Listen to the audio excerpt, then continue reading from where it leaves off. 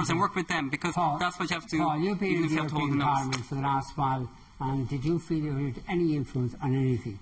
I was in a minority of one of Irish MEPs who was willing to say no.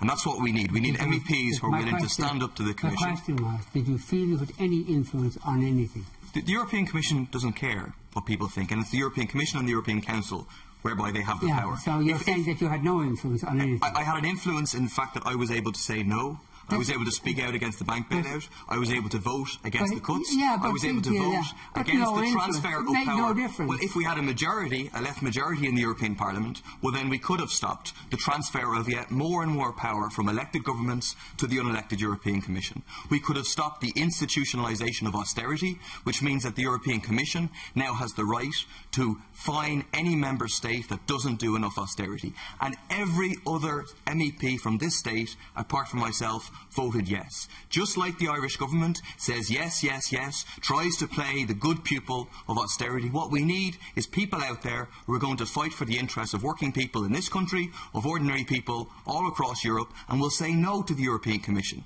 The European Commission is an undemocratic cabal. It represents the interests of bankers, of big business, of bondholders, and that's who they're driving. And they're destroying Europe. They're destroying the lives of people, the humanitarian catastrophe you see in Greece, people moving to the countryside because they can't get access to food in the city, people in this country fainting, kids fainting in schools because they don't have food, people sleeping in cars, people sleeping in vans, because Europe is being run in the interests of the 1%. But that sounds to some people as simplistic.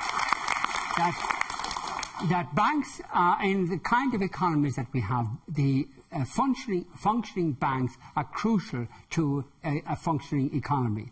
And if you don't have functioning banks, you have collapsed economies. And therefore, in order to keep economies going, they needed to support the banks. That's why it was done. We don't have functioning banks. You ask small businesses in this country, you ask small farmers, you ask people who have mortgages, and we don't have a functioning economy. And it's because we bailed out the bankers. We're in favour of banks. We're in favour of banks being owned by ordinary people, being run in the interests of the economy. It's not true to say we don't have functioning banks and functioning economy. We have banks that aren't functioning as we wish them to function, and we have an economy that isn't functioning as we wish, but both are functioning. They're functioning for Richie Boucher, 840 grand a year. They're functioning for the 300 richest people in this country, whose wealth increased from 50 billion euros before the crisis to 20 billion euros after the crisis. What would you think? They're functioning for the corporations. What would you think would happen if the banks collapsed? If the banks went out of business tomorrow morning, what do you think? What would happen to the people that you care about? But Vincent, collapse for who? Okay, let's burn the bondholders, right? Let it collapse for them.